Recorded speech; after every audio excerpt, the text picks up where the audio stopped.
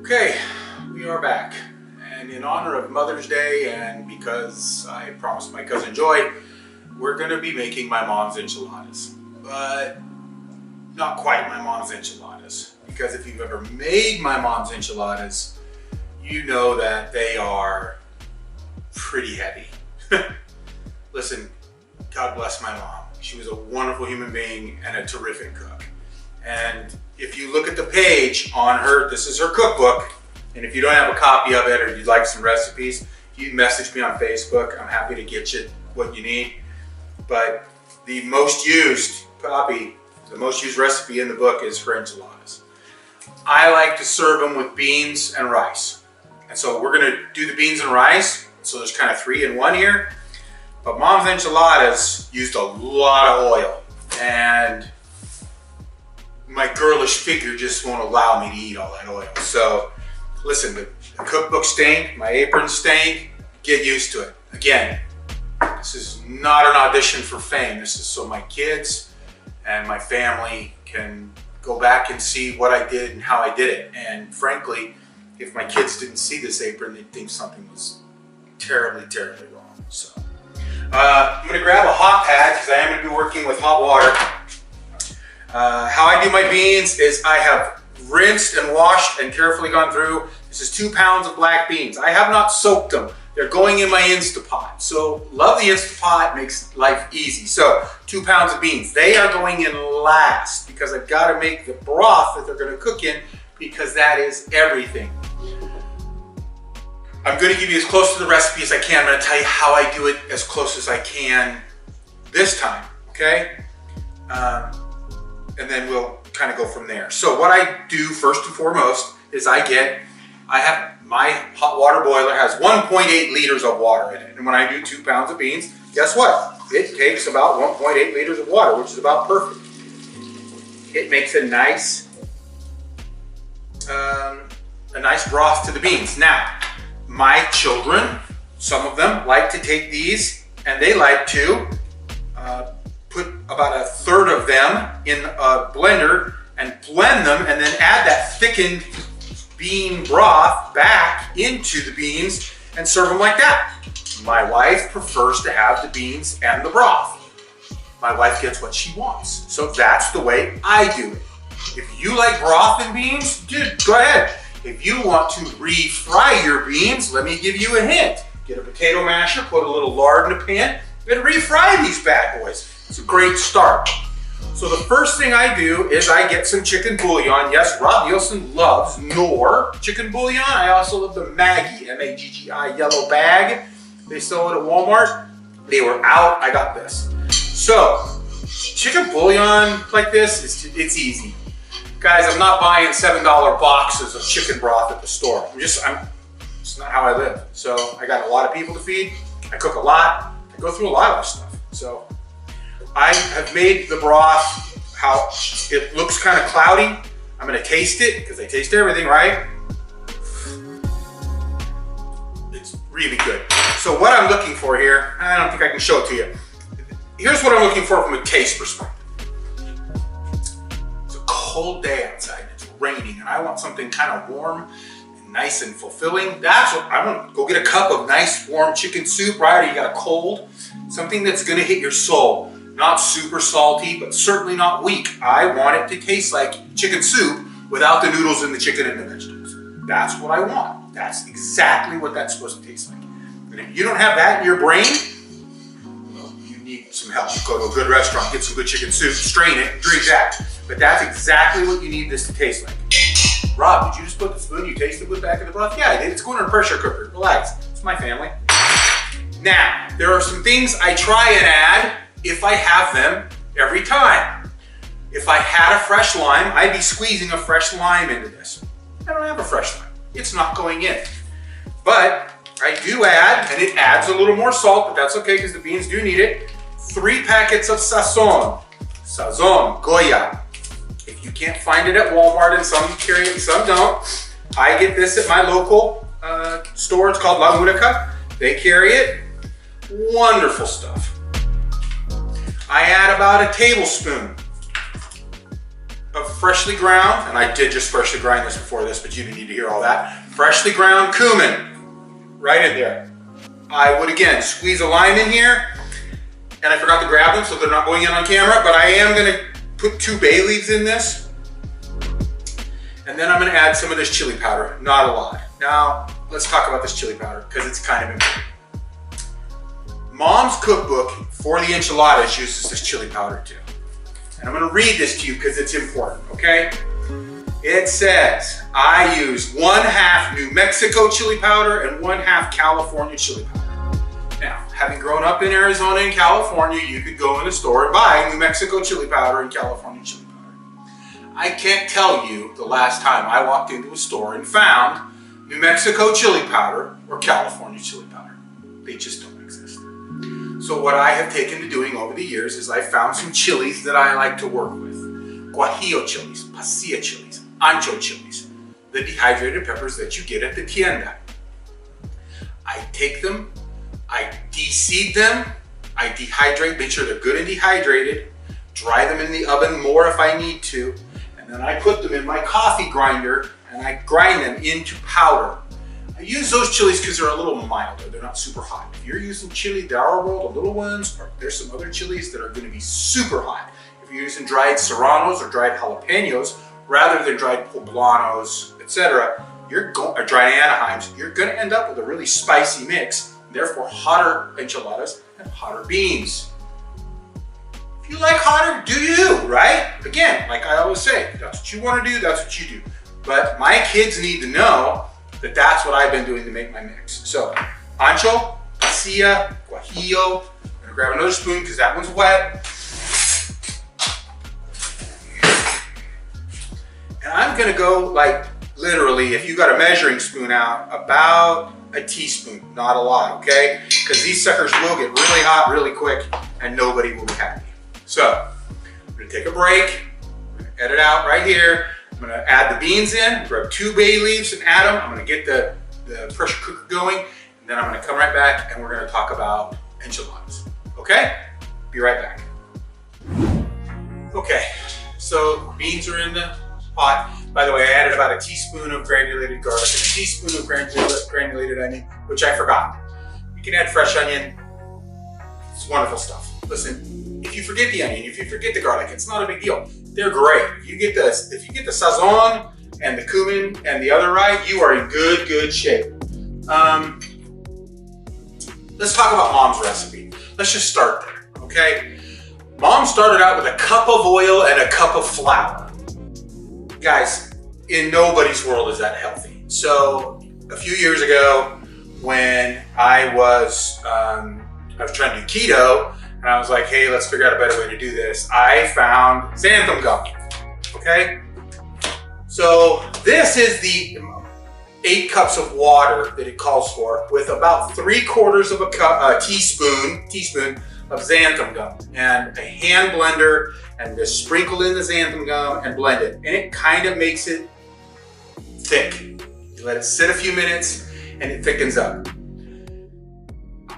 The other way to do it is a 1 cup of cornstarch into cold water. The recipe calls for hot water. The reason it's called for hot water is because you get your roux going and then you put hot water and it thickens quicker. So I've shortcut this a bunch. I mean, the basis is Mom's recipe. The general ingredients are the same, but I mean, I've cut hundreds of calories per serving out of this by getting rid of. I don't fry the tortillas. I don't use oil as the base anymore. So now let's talk about meat. 3 pounds of meat. Mom liked ground beef. She says the leaner the better, which is hilarious because she would buy 85 or 80 and use it. This is ground venison. I ground it myself. You can use ground turkey. You can use ground pork. You can use ground whatever you like. It's your kitchen. I have 3 pounds of ground venison, which I ground just the other day. So it goes right in this pot. Now, Mom likes to cook her meat and el pato in one pan and then move it to another pan and then. Over the years, I have really figured out that doing this in one pot is so much easier and so much quicker. So that's how I do it. You throw this away. Mom would wait until her meat was cooked to start adding the other things. I am not going to. I'm going to start adding things now. Rob, there are a lot of cans on your counter for a man that says he doesn't like to cook with canned goods. That is correct. My mother did. And this is her recipe. And it was her mother's recipe. And some things aren't ever going to change. This little yellow can is a key to greatness of good Mexican food. If you don't know El Pato, you are missing it. It is sold at Walmart. It is not expensive. 3 cans of this.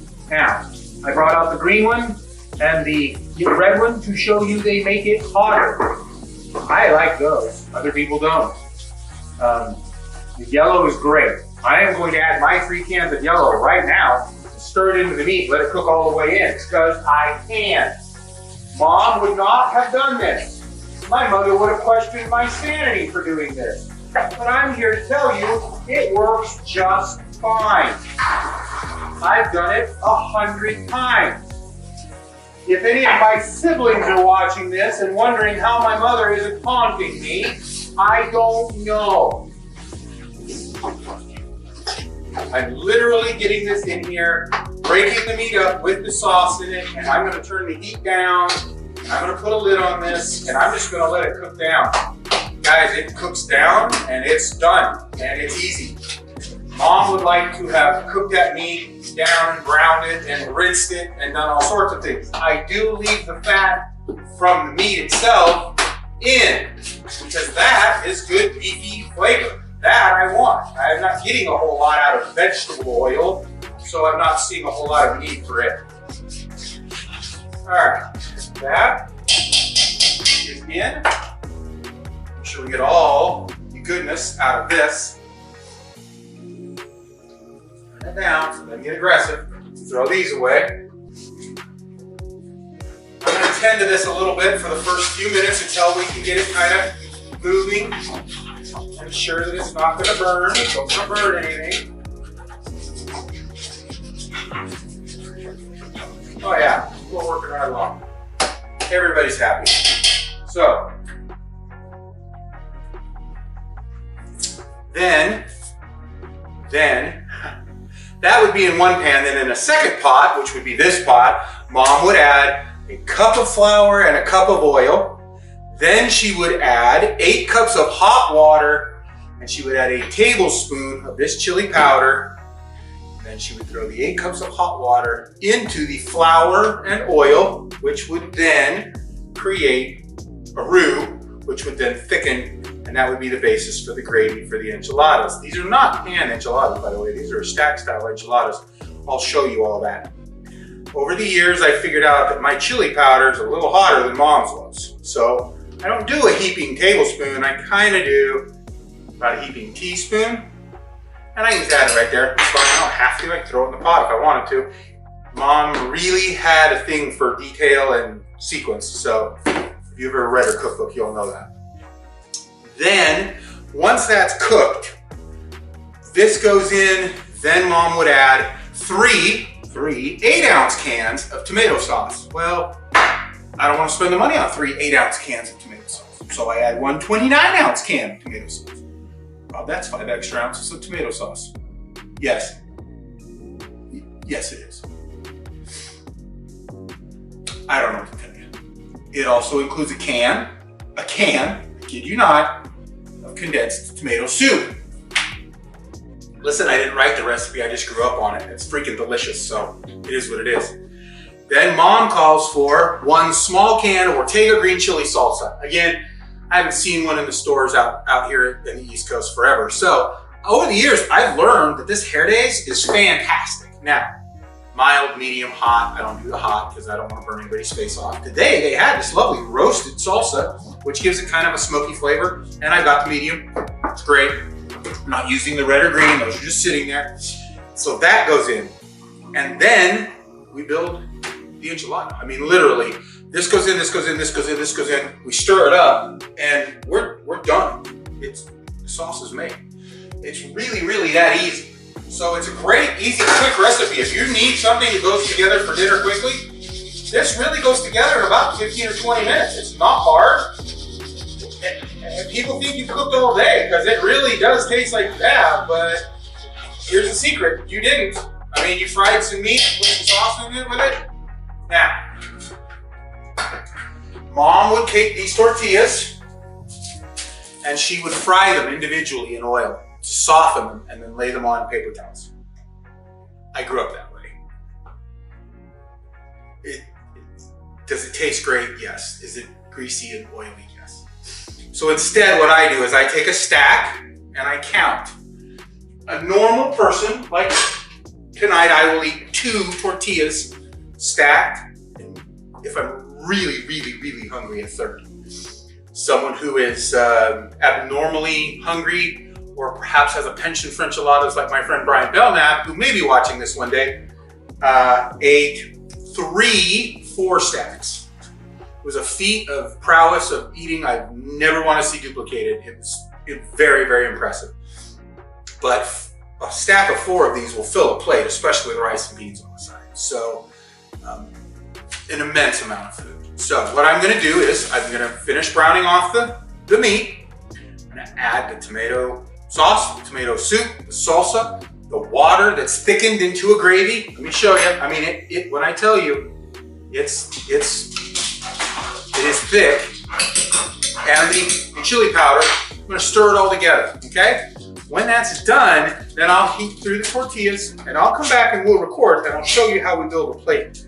But guys, that's it. It's really basic, and I will show you how we do the rice. So there's going to be another part to this.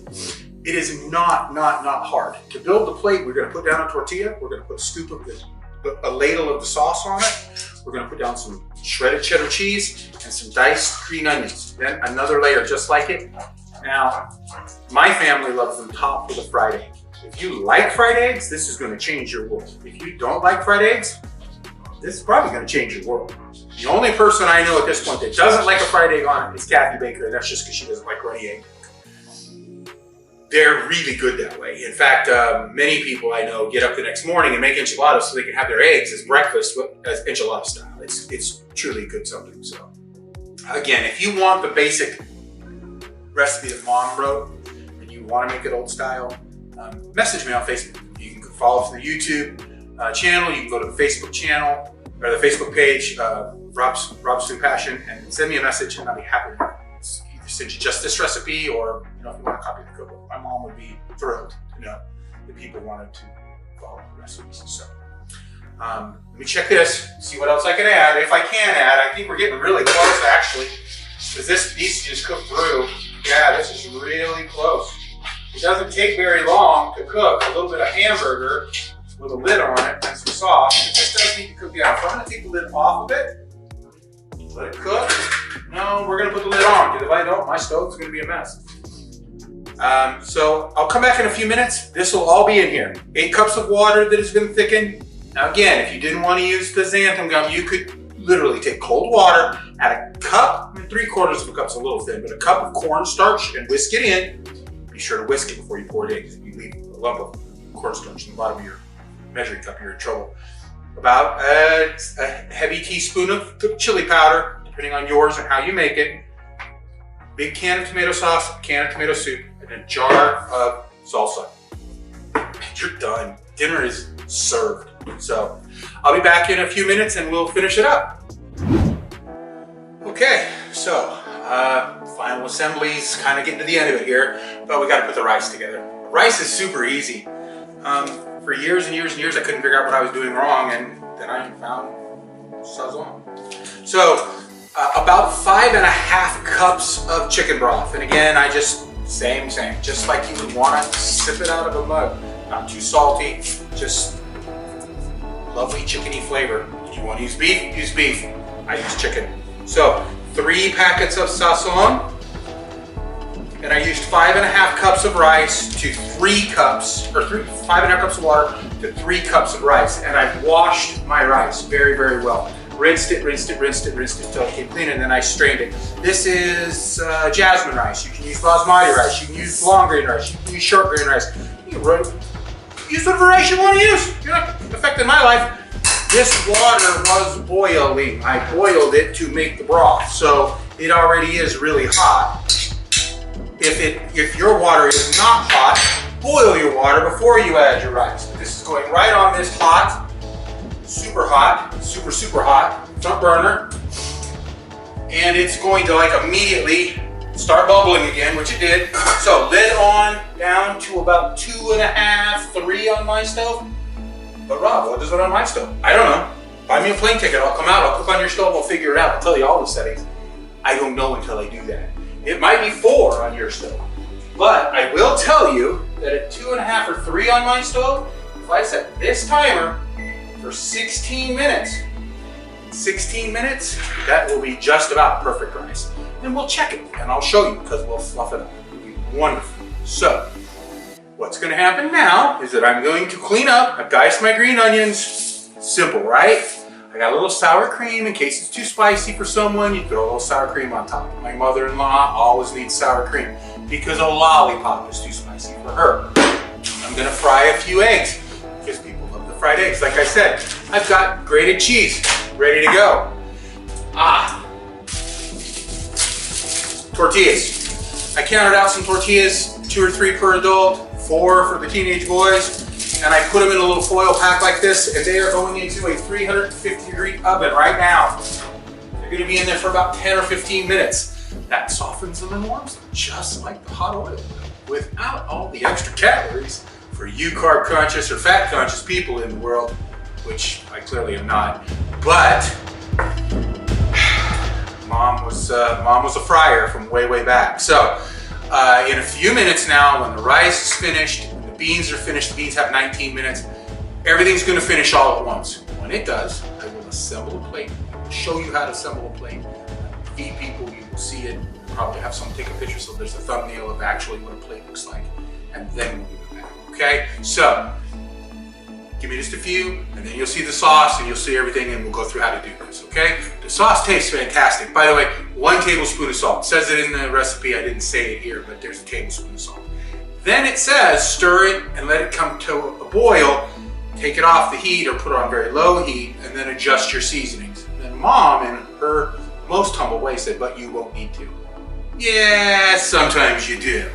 Because you don't know the jar of salsa. You don't know.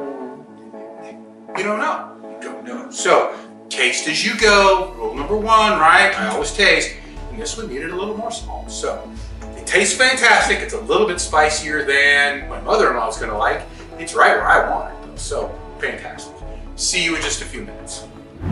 Okay, so everything's done with the beans. Because when you check on your beans after they've been an hour, occasionally they need a few more minutes. And mine needed a little bit more water, so I added some more chicken broth, and I turned it back on for 10 more minutes. So we're not gonna see them today. It is what it is. They turned out, they actually tasted really good. Just a little bit, still had a little bit of bite left to them. So 2 more cups of chicken broth and 10 more minutes in under high pressure. Not hard, right? But guys, if you're not checking it and you're not tasting it and you just want to serve that, it wouldn't be what you wanted to serve. So it's certainly not what I want to serve. But you saw how I assembled it, and certainly it's not hard to open that and say, oh, it needs more liquid, and put more liquid in it. Not difficult. So let me assemble one of these for you. My mother-in-law is ready to eat, and she likes eggs, so I'm gonna go the whole boat here. I'm gonna show you how to do this pretty quick and easy, okay? So, some sour cream here. You get a spoon to put the sour cream on it with, and a fork to serve her with. Make sure you got that. Okay. Here we go. Packet of warm corn tortillas out of the oven. They are ready to go. So, plate. Corn tortilla. Gently, gently, gently. They are soft. They are soft. They get really soft, which is great because that's what it would have done in the oil. In fact, I got 2 of them here. It's okay. We're just going to take one off the top. Got a little too soft, actually. What it did.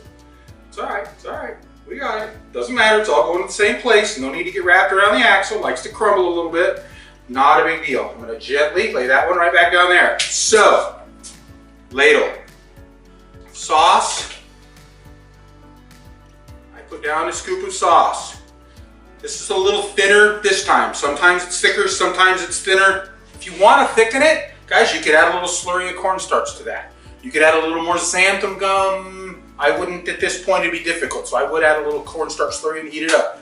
I put a little cheddar cheese, a little bit of green onion, and then the same exact thing again. Tortilla,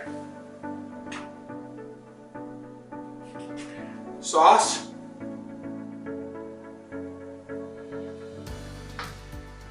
stay, cheese, green onions. Now I know her well enough to know that she likes to be able to cut the spice. So I give her a dollop of sour cream on top. Okay, and then here I have done some eggs. Sunny side up so the yolk is still runny. That runny yolk adds to the sauce. It's lovely. And like that. And that is it. Then my rice turned out perfect, by the way. My rice turned out at 15 minutes. I took the lid off of it. I like this fork. I don't know why, because it works. I take the fork, I fluff the rice. Look how nice and light and fluffy that is. This is not gummy rice. This is nice, light, fluffy rice. Wonderful. I am getting a spoon. I am taking a scoop of that lovely yellow rice, and I'm putting it right here on the side. Now, even if I was serving the beans now, which they'll get served, they're just going to get served in a minute, they would be getting served in a bowl. So, guys, I don't know about you, but I'm eating that. Now, Granny Betty's eating this, but I'm making me one just like it. If that doesn't look good to you, you might want to check your pulse. Trust me, I've never, ever had anybody walk out of here and go, that's the worst enchilada I've ever had. So, in fact, I've had somebody who's sitting at the table right now say, I don't like enchiladas, and then eat these and go, I may have been wrong about enchiladas. So, thanks for tuning in. Joy, this is for you. You know how to reach me. If you need help with this, how to figure out how to thicken anything, honey, you know how to get a hold of me. We're cousins. I'll work it out. Any of the rest of you, Rob's Food Fashion on Facebook. Message me if you need a copy of the cookbook. If you have questions, just put them down at the bottom of the video. I'm happy to help any way I can. Other than that, I'll have another one up probably in a week or so. Thanks.